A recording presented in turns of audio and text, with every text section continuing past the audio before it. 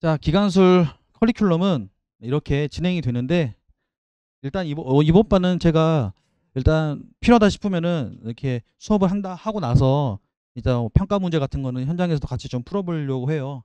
하고 이때 그러니까 이때 제가 이론 수업할 때 이 중에서 이제 좀 어려웠다 싶은 이제 기출 문제 같은 거는 수업 시간에 그때 클리어 해버리고, 따로 기출풀이 시간은 가지 않고, 이때는 제가 그냥 모의고사를 먼저 만들어 놓고 예상 문제를 만들어 놓고 그냥 차라리 문풀로 이번 판부터는 한번 적용을 해보도록 할게요.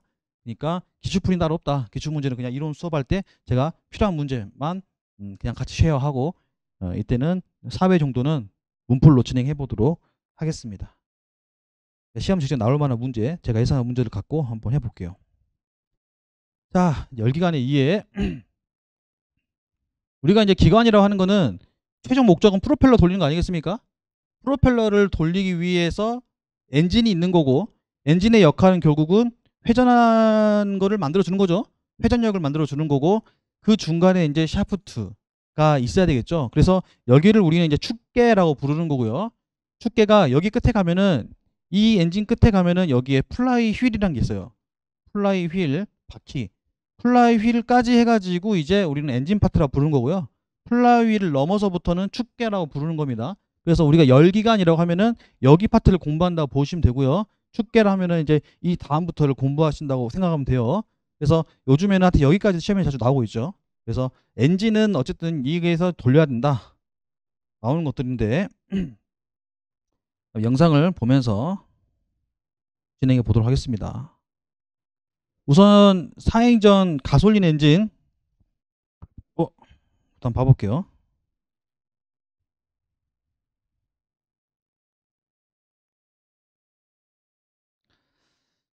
자, 이게 이제 사행전 가솔린 엔진이에요.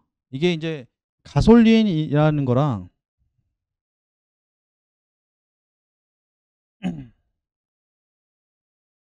가솔린과 디젤 엔진이 나눠져 있어요. 근데 이 가솔린 엔진은 기본적으로 특징이 뭐냐면, 가솔린과 디젤의 가장 큰 차이는 연료유의 차이겠죠? 연료유의 차이예요. 그럼 연료유가 어떤 연료유냐면, 가솔린은 이 착화 시점이 굉장히 낮아요. 한 43도한테도 폭발을 하는. 그러니까 굉장히 발화점이 낮고 힘도 약한, 그러니까 토크가 약한 가솔린이고, 디젤은 힘이 센 연료유예요. 그러니까 쉽게 착화되지 않고 고온에서 착화가 돼가지고 지속 기간은 한 500도에서 운전하는 엔진이고, 가솔린 엔진은 그의 한 절반 정도, 250도에서 운전하는 엔진이에요.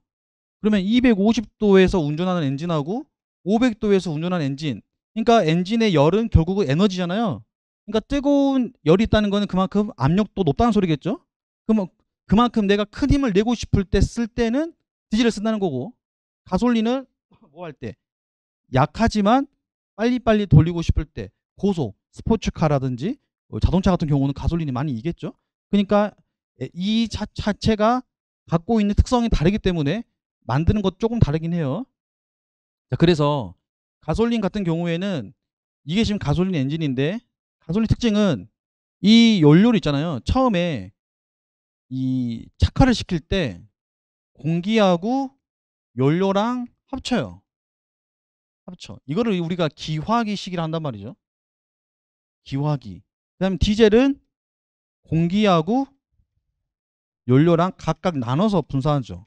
그래서 이 공기를 압축을 쫙 시키면은 뜨거운 공기가 되겠죠. 거기다가 이제 연료 분사 밸브를 해서 분사를 딱 하면은 그때 빵 터지는 형식이 디젤이고, 가솔린은 애초부터 뭐 흡입할 때부터 이미 공기하고 연료랑 섞어서 넣는 거죠, 기관에다가. 그래가지고 그냥 라이터 불 붙이듯이 스파크 탁 튀기면은 불이 확 붙는, 이런 형태가 가솔린 기관이에요. 그러니까 두 개의 차이는 연료유인데, 연료유가 갖고 있는 토크의 힘이 차이가 있기 때문에 당연히 분사하는 방법도, 착화하는 방법도 다를 수밖에 없다.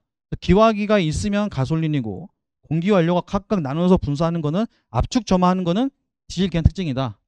자, 그러면 보세요.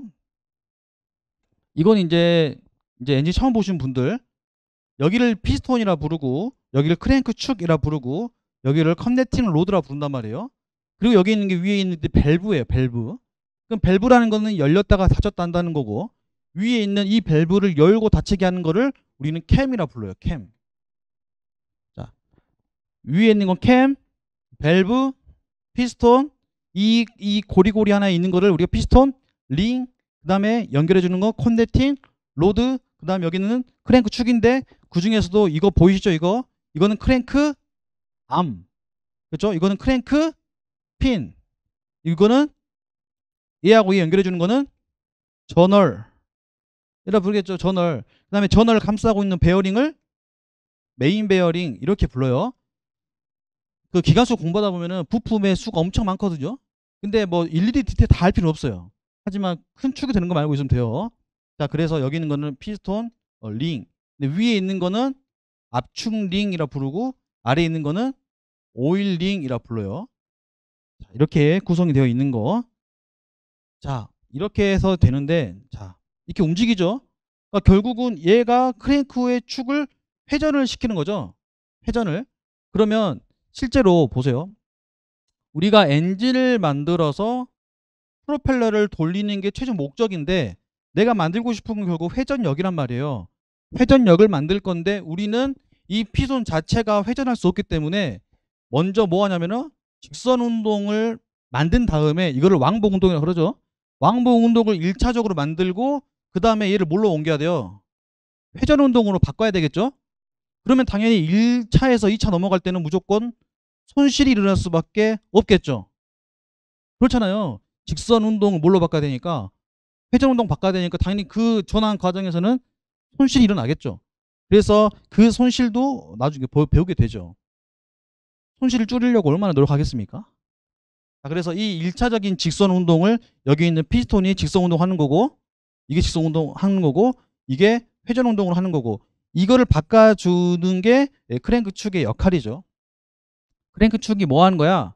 그러면 이제 직선 운동을 회전 운동 바꿔주는 역할을 해요 라고 하는 거죠. 그래서 자, 여기 보면 이제 얘가 움직이면은 얘가 이렇게 지금 여기 있는 위에 캠 있잖아요. 캠을 이렇게 돌려서 움직여 주는데 캠도 결국은 어떤 운동하죠? 회전 운동하죠. 회전 운동. 한 바퀴를 돈단 말이에요. 그럼 캠이 달려 있는데 여기 볼록 튀어나와 있는 요게 캠이에요. 캠이라는 거는 자, 이렇게 있으면 여기에 있는 것처럼 이렇게 튀어나와 있는 거를 우리는 이걸 보고 캠이라고 하는데, 캠의 목적은 뭐 하는 거예요? 밸브를 오픈해주고 클로징 해주는 역할을 그냥 캠이 하는 거예요. 그럼 캠에 그 구동하는 거는 이거를 우리가 타이밍 벨트, 뭐 타이밍 체인 이렇게 하죠. 그러니까 자동차에도 야, 타이밍 벨트 나갔어 이렇게 하면 여기 깨졌다는 말이잖아요. 그래서 보통 안 깨질리니까 타이밍 체인으로 하는 거죠. 그래서 캠이 볼록 튀어나와 있는 부분이 이 아래를 누르면은 얘가 내려가겠죠. 그리고 튀어나오지 않는 이 평평한 부분하고 맞아뜨리면 올라가겠죠. 이 여기 아래에 보면 뭐가 있어요? 스프링이 있죠. 스프링. 그러니까 스프링의 힘을 이기고, 스프링이 이렇게 힘을 이기고 얘를 눌러서 얘를 열게 해주는 겁니다. 그러니까 스프링이 기본적으로는 이렇게 장력이 있어가지고 막 이렇게 펼치고 있다가 캠이 들어오면 이렇게 다치고, 그럼 다치는 그 힘으로 밀어주겠죠. 이렇게. 자, 이렇게 보면은 두 개의 밸브가 있고, 여기 하나를 흡기 밸브, 하나를 배기 밸브라고 불러요. 그러면 우리가 이 가솔린 기관 같은 경우에는 힘이 약하다 그랬잖아요. 그래서 이 사행정으로 우리가 보통 많이 쓰는데 처음에 공기를 넣는 역할을 흡입, 압축, 폭발, 배기, 이 순서에 의해서 이 가솔린 기관을 흡입할 때 뭐 한다 했죠? 연료하고 공기를 같이 해가지고 집어 넣는다 그랬죠? 그래서 압축을 시킨 다음에 여기 있는 여기 있죠? 스파크가 튀어가지고 폭발을 하는 형태로 가요. 그래서 밸브가 두 개가 있고, 여기 점화 플러그가 있죠. 이 점화 플러그가 생긴 거는 이렇게 여러 개가 생겼는데, 자, 이 구조를 다 알릴 필요는 없어요. 자, 여기 보면 단자가 있고 전극이 있고 접지 전극이 있는데, 접지라는 거는 이 봐보세요. 우리 뭐 라이터를 키든 가스레인지 키든 간에 탁 키게 되면은 이게 드드드드 하면서 되잖아요. 그때 뭐예요? 전기가 흐르면서 거기에서 이제 이게 바짝바짝 거리는 게 있잖아요. 그거는 고압이에요. 그렇죠? 전류가 세고 압이 세단 말이에요. 그러니까 이거 마찬가지. 전기 스파크가 전기를 띄우려면 당연히 압이 세겠죠? 그러니까 이게 세지 말라고 접지를 해주는 거고, 그 다음에 절연체, 이것도 마찬가지. 절연이라는 거는 이 연결을 절단하겠다 이런 뜻이거든요. 그래서 전기가 연결되는 거를 막겠다. 이걸 절연체라 그러는 거예요. 반대로 전열은 열이 전달되는 거를 전열이라 그래요. 두 개는 달라.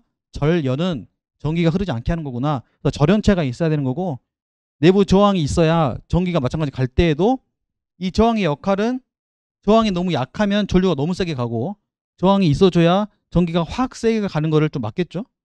저항이 있고 단자가 이렇게 있다. 이게 이제 플러그의 역할이고요. 자, 플러그에서 이렇게 찌찌찌찌 거린다 이거죠. 자, 이렇게 해서 움직일 때 이 실린더 주변에 열이 발생하니까 냉각수가 주변에 흐르고 있죠. 그래서 실린더 블럭 주변에 이렇게 다 물들이 있어요. 이렇게 물이 지나가고요. 청수가 보통 지나갑니다. 피스톤에는 약간 링이 있다 그랬죠. 여기 위에 있는 거를 압축링, 아래에 있는 걸 오일링이라는 거고, 압축링은 이 실린더하고 벽 사이에 있어서 기밀, 그다음에 압축시켜주는 역할 하는 거고, 아래는 오일을 긁어내려주는 역할을 하는 거죠. 근데 봐보세요. 얘가 이렇게 움직일 때 있잖아요. 이렇게 봐보세요. 이렇게 이 피선이 움직일 때 이 그림은 굉장히 스무스하게 부드럽게 올라가는데, 실제로는 이렇게 움직인 게 아니고 이렇게 움직여요. 이렇게 피선이 움직일 때, 그러니까 피스톤이 움직일 때 이렇게 움직이는 게 아니고, 정확히 표현해주면 이런 식으로 움직인다는 소리예요. 그러니까 왜 이 사이에 공간이 있잖아요. 사이에 공간이 있기 때문에 이 피스톤의 움직임은 항상 뭔가 진동을 계속 하면서 움직이는구나 라고 생각. 그래야 이게 따다다닥 걸리면서 이게 세면 셀수록 뭔가 깨지기도 쉽고, 기밀도 공간이 더, 이게 더 심해지면은 당연히 뭔가 더 공간도 더 커지겠죠. 그렇게 할 수 있다. 쉬었다 하겠습니다.